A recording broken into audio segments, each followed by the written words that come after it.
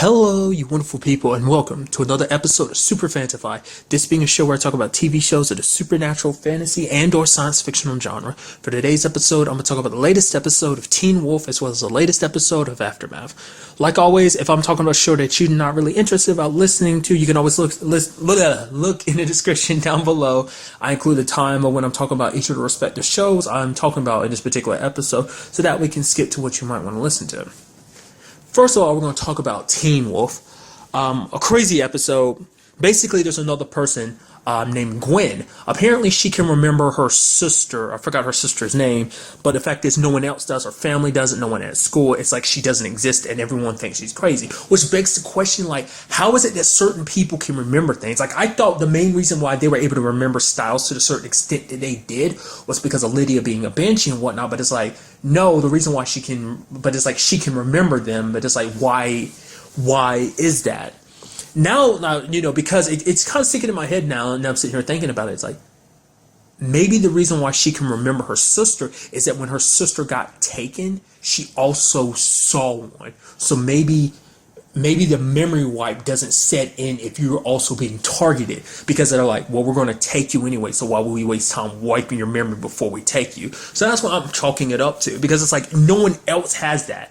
Even as strong as the bonds are between Scott and his friends and Stiles, they couldn't remember Stiles. Even his own dad couldn't remember. So it kind of begs the question, like, why was Gwen? Not that she's special, but I'm thinking more so than anything, it's because she saw a ghostwriter before it happened to her, before her sister got taken. So initially, she didn't really trust Hayden, because Hayden's like telling her, oh, this is what's going down, but she didn't really believe her. I mean, it's like, who would believe you about the whole situation? But I mean, it's kind of like, really, in retrospect, it's kind of like, is it any crazier than the fact is that your sister kind of disappeared out of nowhere? But I guess in her mind, she's like, you're not trying to help, you're just patronizing me.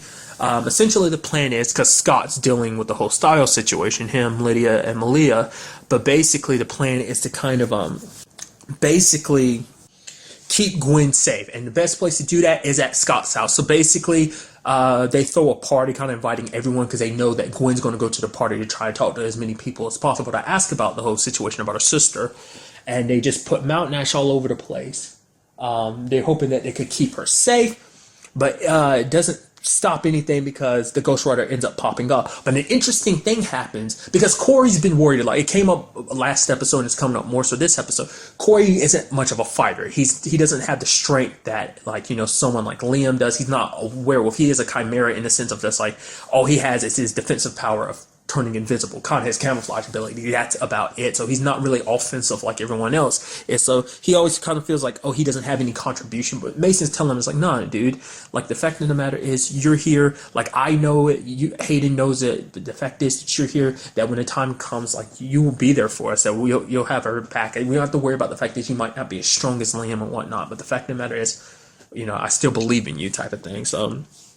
But it seems not only can Corey see them when he's invisible, but apparently Corey also has the power to grab. When he touched one of them, he brought it into kind of our reality. Like, like they kind of exist in a plane of existence where only the person that they're after can see them. But, Corey, like, he kind of, I guess, it's kind of weird, like, how to really phrase it. Basically, he's able, let's put it more, rather than reality, let's say they have a shroud around them. This shroud keeps you from seeing them. But, Corey, when he turns invisible, the nature of his ability can kind of tear away that shroud. It's very interesting, I didn't really bring it up last episode, but this aspect of Corey's power, like seeing what it looks like from his perspective to be invisible, like, it's never been a thing until now. I guess it makes you wonder what exactly it does to change things. Like, what is it doing? Like, the whole green aura thing, that's only something this season, because we've seen what it looks like from someone else's perspective when they're kind of camouflage / invisible with him. So, but he was able to bring it so that everyone didn't have to just be supernatural or whatever. Every person there saw them,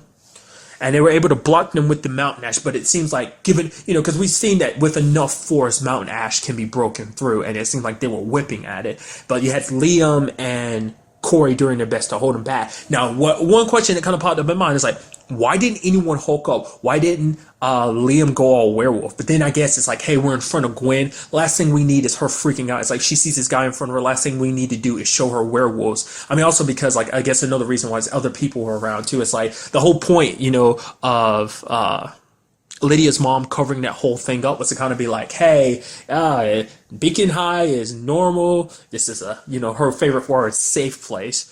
So, I mean, it kind of worked out. They were able to, especially because Paris showed up, which once again, he didn't go all hellhound. So I was like, oh, you about to unleash the hellhound? It's like, because I was wondering, because it stood there in front of him, but it didn't do anything. So I was like, why hasn't it not taken anyone? It's like, all these people in your way, it'd be easier just to take them out, wouldn't it? Especially if they see you. Because look at Corey, for example. Corey actually saw it, but did it realize that Corey saw it last episode? I think it kind of did, but it just didn't care. But the point is, it's like, because the thing is that Scott's worried about it in that episode. He's like, everyone saw it. Not just Liam saw it, Mason saw it, Hayden saw it. Everyone at that party saw it, meaning everyone's a target. Especially that particular dude that's Malia's, I guess, boyfriend, I guess. He's the guy from KC Undercover that I brought up, like in a premiere. But nevertheless, which he kind of seems like a douchebag. I didn't realize he was on the lacrosse team because he was kind of pissed because he's thinking like Liam is trying to take his place because I guess he's trying to become the next captain after Scott leaves. But yeah, it's just like, why, like, the fact of the matter, it keeps going that direction. Like, why are they taking the specific people they were taking? Why not take anyone else? I mean, because I was wondering, I was like, why not take Lydia? But the fact of the matter is, at that time, Lydia didn't see them. So it does seem like they are only taking people this season. But once again, what about the whole Corey situation? Maybe Corey's power makes it a little special so that at that time they weren't really seeing him or something. I don't know. It could be looked at, it can be seen either way, but it's like, why go after the specific people they're going after? Like, there has to be a reason why they chose the particular victims they chose, not just because they saw them. Maybe that's why Stiles got taken, or maybe there is more to it than that. But it's like, why did that boy's appearance in the premiere ended up getting taken? It's not like it's like it started because they came after his parents specifically. So it's like, maybe they came after Stiles specifically because it's like they take people who see them, and it's like Stiles saw him because it was like, you were there in the house. There was this whole situation where I'm gonna get to it. Like, the whole shift is that, like, basically everyone starts asking questions. You end up finding out from Stilinski, Sheriff Stilinski. He tells everyone, it's like, oh yeah, Stiles. It's kind of a family name, and then there's like, oh, they kind of put that together, and they're like, oh, maybe we should kind of ask about that. Basically, there was a moment where Lydia, I'm going to quickly jump to this. Lydia, like, met one of those ghost people that was kind of like, oh, the next stop has been canceled or something like that on the train.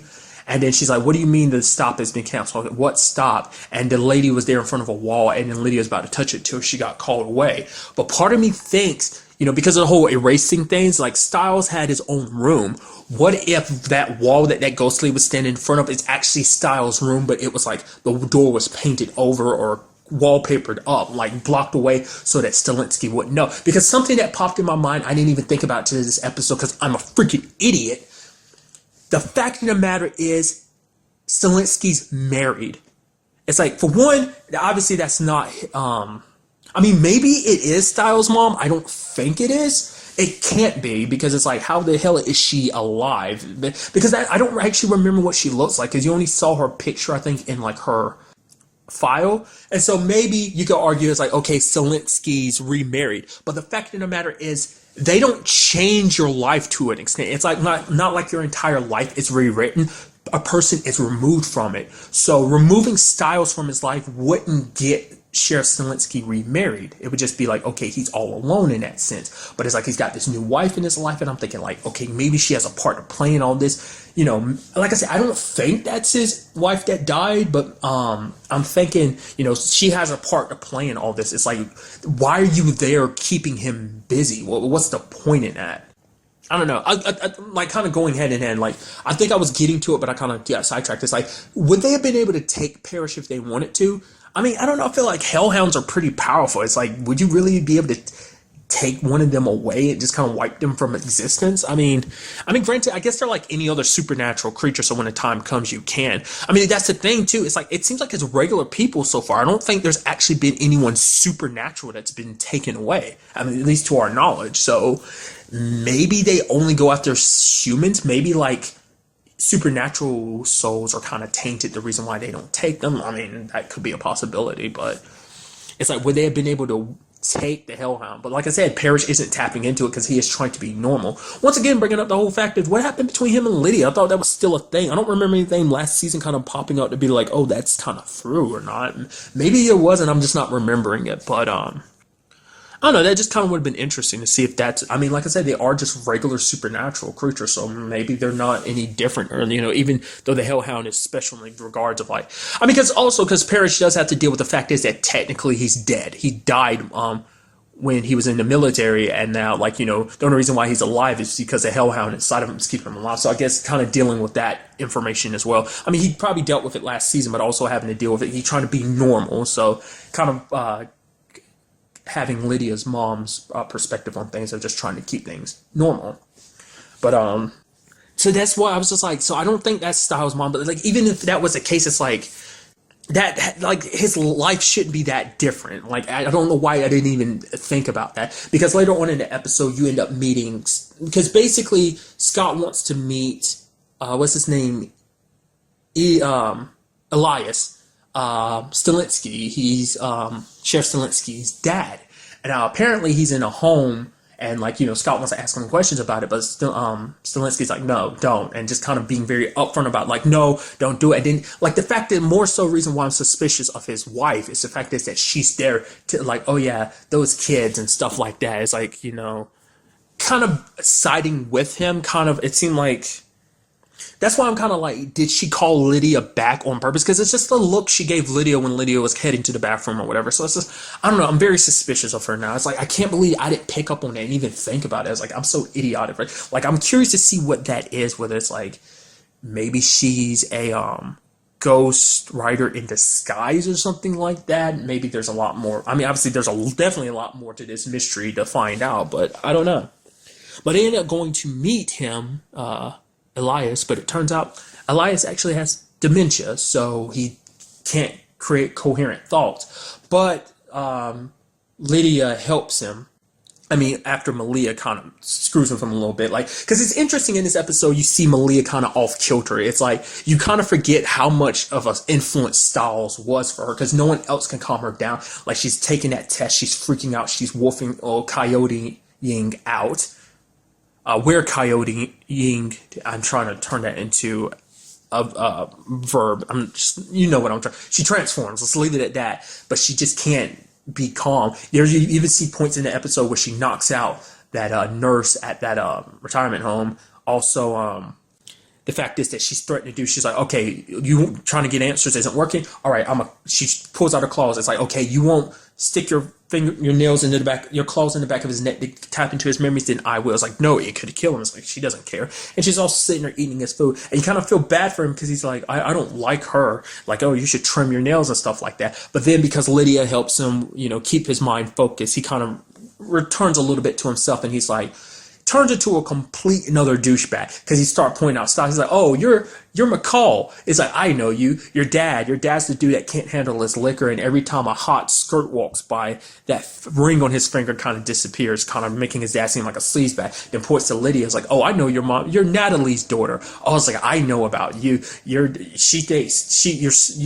kind of as pretty as she used to be, but, you know, it's kind of saying she's not pretty anymore. And it's like, oh yeah, she thought she was smart. I always thought she was smarter and better than everyone. And then it's kind of like, man, like I said, at that point, it's kind of like, man, I'm glad Malia wanted to kind of kick your ass. It's like, you are just a piece of crap. Because that was something we've never experienced before. Because, I mean, really about anyone. We've looked a little bit into Lydia's past, because you end up finding, what was it, back in season 4 about her grandma being a banshee as well. But for everyone else, we've got little peeks at Scott's family. I wonder, is that something we'd ever kind of get more in depth about? I mean, maybe there's nothing special about his family, but it just in regards of like the Stilinskis, it's like this is our first time really getting to know anything about Stiles' grandparents, because that's never come up before. But that's what's getting at, because nothing came up about Scott's, but not unless Scott's parents are grandparents are special too. But in this case, it's like we get to meet his grandfather, and his grandfather's a douchebag. And then Stilinski shows up. Because basically, you know, he's talking to him, and then, like, he's like, you know what? He's like, go ahead, pretend like I don't exist. Go back to your dead wife and that loser son of yours. And Stilinski turns around and goes like, what'd you say? And it's like, and then it kind of fades away because his dementia kicks back in. Which is very interesting, because it's like, basically, they take the memories of everyone that has the memories there, but with dementia, the memories aren't there at present time of it being swept away from it. Like, two things could have happened. Like, the fact is what I was just saying, so the memories weren't there, so they're inside of his brain, but they're locked away kind of behind the fog and everything, and it kind of came to the surface at that moment. Two, it could be that the moment they came to the surface, two kind of ties in with one, that they're kind of fogged away, but the moment it came to the surface, they were dragged away by the ghostwriters to get rid of any evidence of Stiles. It could be in that regard, maybe, maybe not. But once again, the fact is he brought up like your dead wife too, so that makes me think more, because I'm pretty sure, I don't know. Like I said, I still can't let that go that I didn't realize I thought of like, if that is his wife, like I said, I could be 100% wrong, but I don't think that's his wife, because you could argue like, hey, that might not be his original wife, Stiles' mom. And if that's the case, it's like, oh, maybe he hooked up with someone else. But the fact is, your life shouldn't change. The only thing that's different is the fact is that person's been wiped from your life. So it's like they never existed. So them being out of your life would be like, what's happening to Sheriff Stilinski is almost like, hey, his entire life was being rewritten. So it's kind of like, what is all that about?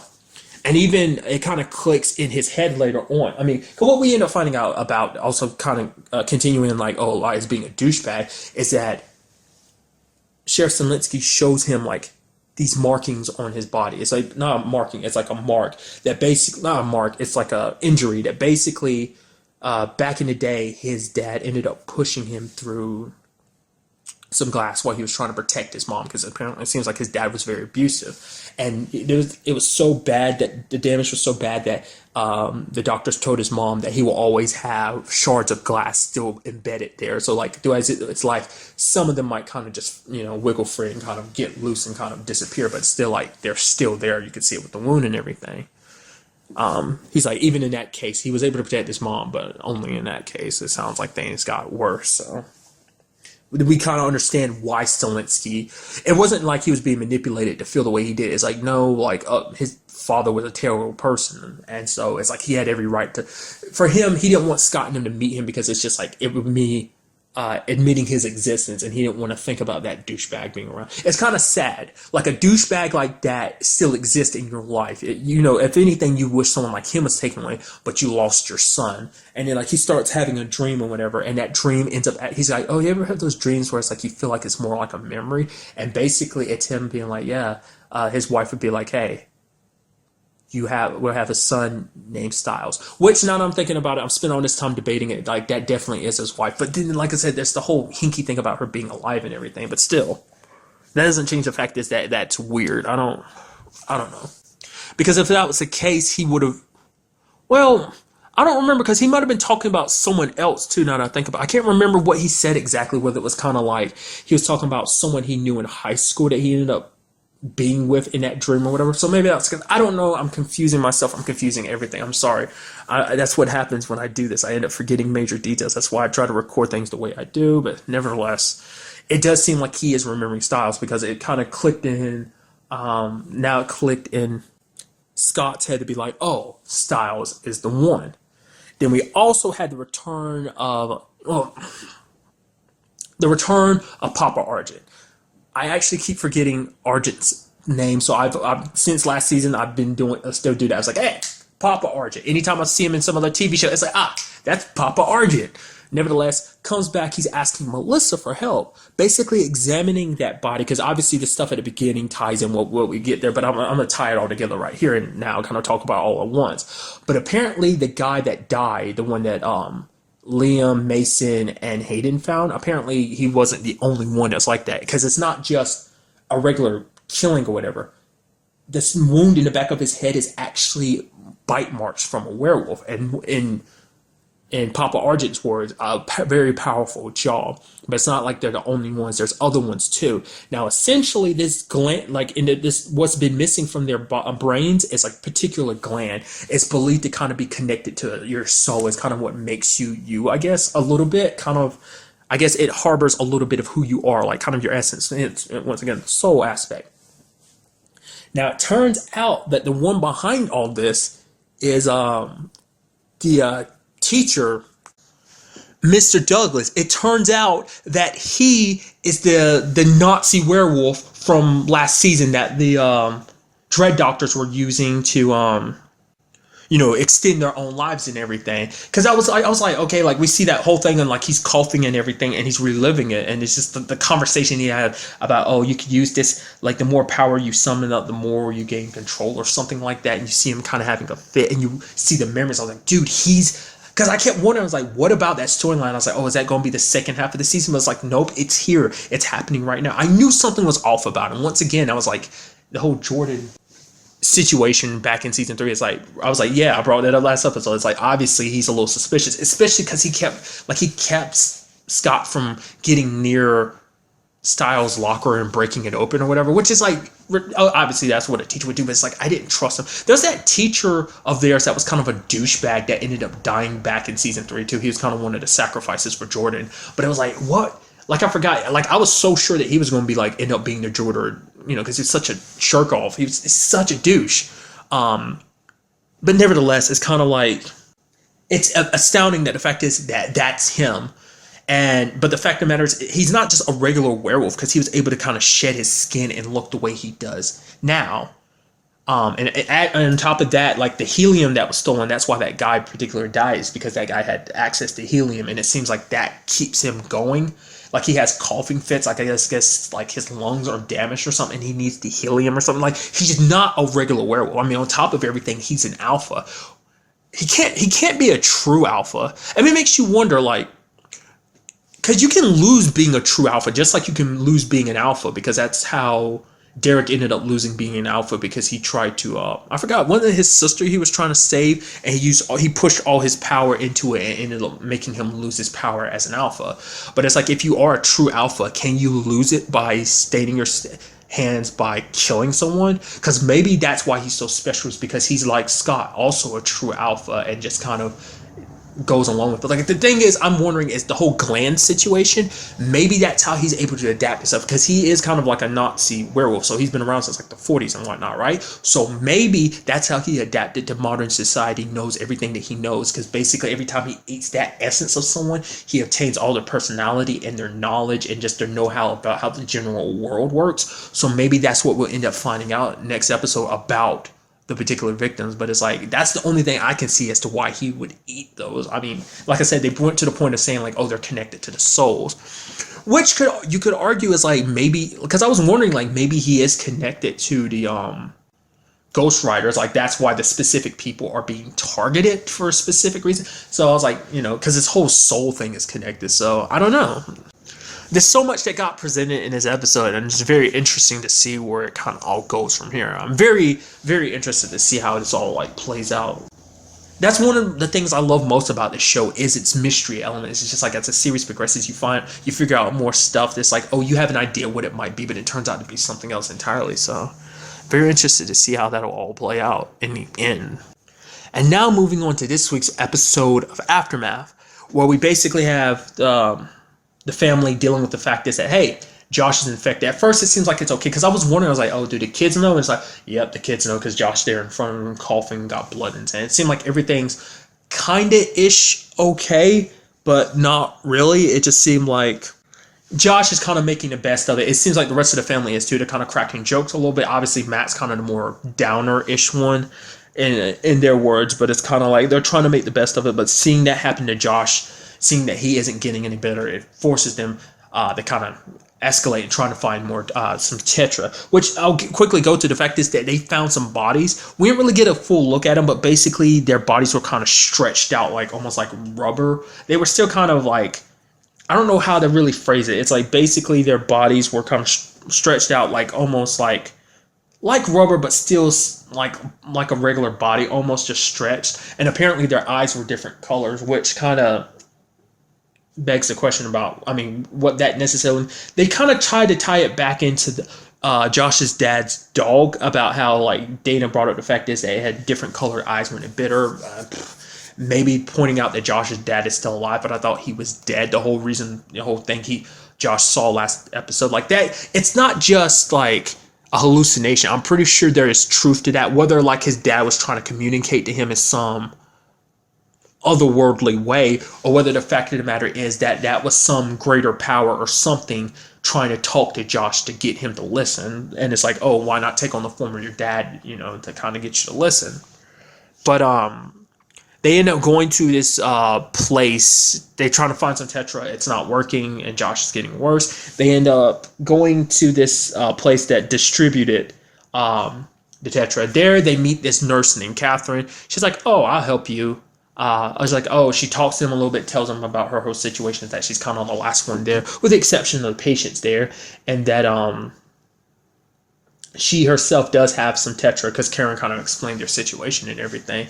And because, and a very interesting thing about it is that Karen kind of blames herself about this whole situation, because she didn't take her dad's Tetra when he offered it at the end of last episode, which Josh is kind of like, no, the Tetra was poison. It's like he tried to kill me too. There's on top of that. So it's kind of like, don't think that, because it's like he was going to offer that to you, but there's no guarantee it would have been safe. All those other people that died from it, it's like, I'm better off in this situation. I mean that's debatable. It's like, would you rather die, like take the chance and take it and end up totally screwed, or would you rather just kind of take your luck and become a feverhead, which is like we see him struggling with it the entire episode, just trying to fight it a little bit. But what we end up finding out about this nurse is that I was very suspicious of her. For one, she's like, "Oh, drop your weapons, leave your weapons down here. The fact of the matter is the patients, can you help me out with them and stuff like that? I'll give you some extra Tetra because I have some." It's like the question you have to ask yourself stuff is like, there were inconsistencies. It's like, well, the fact of the matter is she did something to her daughter because she said her daughter was infected, but she wasn't infected. And it's like, if that was the case, why didn't she give her daughter some Tetra then? But then I'm guessing you could argue it's like, well, maybe she ended up getting the Tetra afterwards. Maybe she didn't know about it. I don't know. But the fact is that she's asking them to leave their weapons downstairs, but she's taking hers away anyway. So it's like, oh, the patients are supposed to be a little, you don't want them to get a little antsy about the fact that they're taking guns up there, but it's like, oh, you're willing to take one. And it turns out the whole thing was a trap, because Catherine's actually a bit crazy. Apparently she went around and like a lot of the patients that died, after they died, she stuffed them and turned them into kind of like human dolls and stuff like that. That's some real psychopathic serial killer level crap. At the very least, there was at least one patient that she left alive. Granted, that didn't last long because the lady started laughing, because for Catherine, in her crazy state, the only thing that mattered to her was the moon. The moon was the consistency. Like, the world might be crazy, everything might be kind of off the walls here, but it's like at least the moon's there and pristine and amazing. And then all of a sudden, the asteroids that you saw earlier in the episode hit the moon, which honestly looked pretty cool. Like, just obviously from the outer space view, but also from like here on Earth view. It's like it looked cool seeing like the debris from the moon kind of scattering out like that. It looked pretty sick. And then the patient started laughing, and then Catherine got super pissed and just kicked her down some steps. You can hear her, it was almost comical in a twisted way. You can hear her going, ah, ah, ah. And it's like, that sucks. Literally the last person left alive. I guess it wouldn't matter to Catherine, because she just stuff her body and bring her back up anyway. She's having like a little tea party with the rest of everyone. It's just like, Catherine's straight up crazy. But then again, it's like understandable what happened, considering what happened to like her family, especially when you find out it's like, oh, because I thought someone's a little suspicious because the way she was acting. I was like, don't tell me this is all connected. Oh, it is. It's connected to Karen's dad, Ewing. It's like, apparently, because she brought up the fact is, oh, are you marauders and stuff like that. Marauders came and stuff like that. And, she's blaming Karen for it, because it's like, oh, your dad's the one that did this. And Karen's trying to apologize, but she's like, you're no different. You came in here with your guns in hand, you're planning to take what you wanted no matter what. It's like, well, they took the guns just to be safe. You can't fault them for that, because it's a dangerous place out there. Rightfully so. When you look at you yourself, it's kind of like, really, do you have the right to judge? But I guess in a crazy state, it's like, you're liable to be more hypocritical in that state, I guess. But nevertheless, it's just kind of like Karen is being blamed. Like, I was not expecting that, like, necessarily. Like, I thought it's got a one and done thing. Like, obviously her dad's not gonna have anything. It's like, nope, her dad screwed them over again. Not only did he try to kill your husband, but now he made it impossible for you to actually get medicine for put you in a situation where you're almost about to get your face sawed off. Because she was like, oh, if you're lucky, you'll pass out from the pain and it'll rip your face off if you're lucky. And it's just like, dude, she's just really crazy, because she plans on doing the same thing to Karen, to Brianna and Dana, the whole like stuffing them thing, kind of add them to her collection. Because I kept wondering, because I kept seeing like people,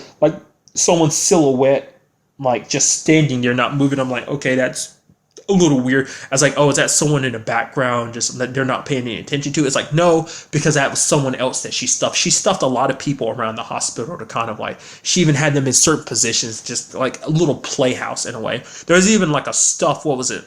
A stuffed raccoon on a little bike or tricycle.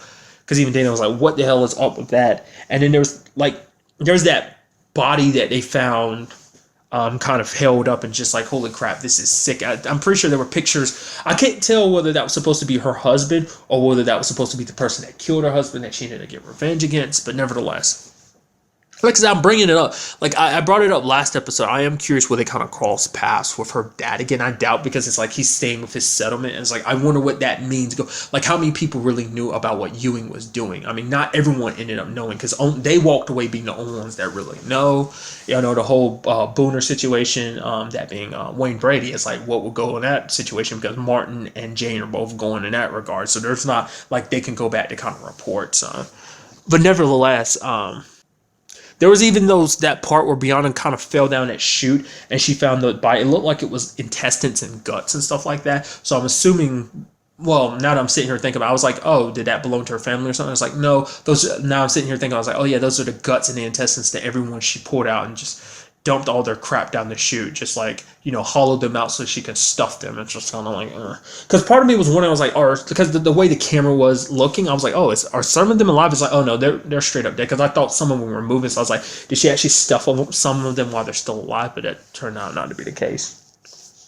There was even that moment later on in the episode where she literally popped up behind Dana wearing a skin mask. And it's like, what was the point of doing that? That to me, that was just, they just wrote that in to just be like, let's make it extra creepy, because she's out of her mind, so there's no rhyme or reason to it. And she's just sitting there, and then she just like peels it off her face, and you just see it, and it's just like, that's just disgusting. It makes your skin crawl a little bit. Think about it, because you see a little bit of like kind of flesh from the skin, kind of like you see a little ooze on her face from the skin being on her face. It's like, yeah, she just freshly cut that face off. She had to, just because like it's still a little sticky on her face like that. And it's like, Dana and Brianna should have like dealt with her when they had the chance. It's like, you shocked her and knocked her. It's like, oh, she's knocked out cold. It's like, you should have kind of just taken. But I guess it's like, hey, we're trying not to be like that. It's like, unless it's necessary. But she was about to kill Karen, which Karen had like kind of, you know, thanks to Dana, some of it had kind of worn off. So she shot her, and Brianna comes over and kind of finishes her off. So, I mean, even with everything they went through, they still didn't find any Tetra. There is a lot of stuff that ended up kind of coming up. Like, apparently, like the whole situation about 142 being a certain number. Like, it's like the guy, like they found one of the stretched out bodies. Like, it was kind of the dad. And his watch stopped at 142, and it's like, oh, when everything went down in Seattle, when people disappeared, that was at 142. So it's like that number means something. And Josh is trying to make sense, but Matt's can't really piece it together. And you have Matt going off on his own, trying to, you know, do something, because he can't just sit back and watch his dad be like that. But Josh kind of goes off and ends up seeing the boy, kind of like the boy that kind of escaped the whole situation with his family, but his mouth is kind of covered up, so he can't say anything, but he's writing in blood. One is the many. What that means, I don't know, because not even Josh knows. And he starts strangling the boy, but it ends up turning, it was all a fever dream, because it's like basically him standing there strangling Matt. And it's like, because the thing is, you have a hard time determining what's real and what's fake, because when it was all said and done, you ended up having like that being fake. But then it was like the whole peyote trip last episode. It's like, was that real? Was that fake? Like, in a situation, when it comes to the circumstances of the show, it's kind of hard to tell what's real and what's fake. What's just kind of like, oh, your mind more playing tricks on you, and then another side of it being like, oh, like this is kind of just how things are. We ended up finding out at the end of the episode that the whole situation with the moon, because Dana being smart like she is, kind of pieces together. It's like, yeah, we're kind of screwed. That basically we have a couple days left at most. It's like some of the rocks, the debris from the moon will kind of stay in space, but others, depending on velocity, will hit. So we do have, because there was a moment where Karen tried to talk to Catherine and being like, oh, you should listen to the dude on the radio, because he's like, oh, the final event is coming. To kind of basically drop a curtain on this whole situation. So the fragments of the moon are coming to crash down. I don't think it's going to be the entire moon, but those fragments of the moon are big enough so that, and they come at such a fast speed that they're going to wipe out a lot of places. Because the whole thing was a lot of people, like in the whole situation of Catherine's situation, a lot of people left Ohio because they were hearing that, some of those rocks, the asteroids were going to hit, but they never did. But that didn't change the fact is that not a lot of people. So it's not the same as Seattle where a lot of people disappear. It's just the fact is a lot of people left. Catherine and her family stayed, which kind of came to bite them in there. The thing is, it does make you want, like, when you look at Catherine's situation, going back to it, it's like she became that way just because a very tragic thing happened to her. It just made her a little crazy. It's like you kind of understand why she did what she did towards Karen. It still sucks that she has to pay for her dad's mistakes. Her dad hasn't been in her life for years, and it's like she still has to pay for his mistakes. So it's gonna be crazy to see where everything goes from here, because the fact is Josh is still infected. They weren't able to find a cure for him, plus the earth is ending now. They've got like a couple days, like there's no actual timetable exactly like, oh, it's going to end like this. But even based on what the radio was saying, it's like which that guy on the radio is kind of pretty smart. It's kind of like, the time is now. We're kind of entering the final stages. And the question is, what does that mean for the show, though? Like, does that mean, like, the fact that things are going to happen? But because it got brought up this episode, too, because Brianna kind of brings it up. It's like, dude, everyone around us dies, but the fact of the matter is we're still standing after it's all said and done. Even Matt's kind of like, I never noticed that. But it's like, that's the point. Your family's special in this regard. I don't know why. I forgot what was the term that Josh's dad used last episode. I don't remember. Like, obviously saying that he thinks Josh is one. So maybe at the end of it all, maybe Josh will be able to fight this. I don't know. Is it like, because Tetra's not a permanent cure. It only helps mitigate the problem. So I don't know. It sucks that it comes down to this, because it's like they've already lost so much. The last thing you want is for them to lose their dad, but I don't think that's going to be a problem, because it's like they're all special in regards. Like I said, when you actually break it down, every one of them's kind of had like that special moment so far in the series, and it just shows that they're not just a normal family, that the Copelands are supposed to survive this because there's something special. Especially Josh, in regards to the fact that he has answers to all of this. He understands his situation a little bit better than most people. So like I said, it's kind of interesting when you look at the whole situation with Karen, because it's kind of like she was a very non-believer, like, oh, skinwalkers, this is connected to biblical stuff, right, sure, whatever you say, honey. But now she's like a true believer in everything. I mean, especially everything that she witnessed, wasn't it, with the whole miracle wheel? So it's kind of like, okay, there's more to it. Which I'm like, bringing up again, I want to know what's going to happen with that monk. I wonder if we're going to see him again soon enough. Like I said, because it seemed like he took a special interest in Karen. So like I said, the whole family's special, and I'm just curious to find out in what shape or form. I think I could be wrong. This might be episode 9, but from what I watched a little bit of the next preview. It's them still trying to find more Tetra, but it didn't seem like it was saying like season finale. So I'm assuming this is going to be like a 13 episode series. So I was wondering if it'd be 10 or so, but it does seem like it might be 13. So it's going to be interesting. It is kind of winding down a little bit. So it's going to be interesting to see what direction the show takes in these next couple episodes.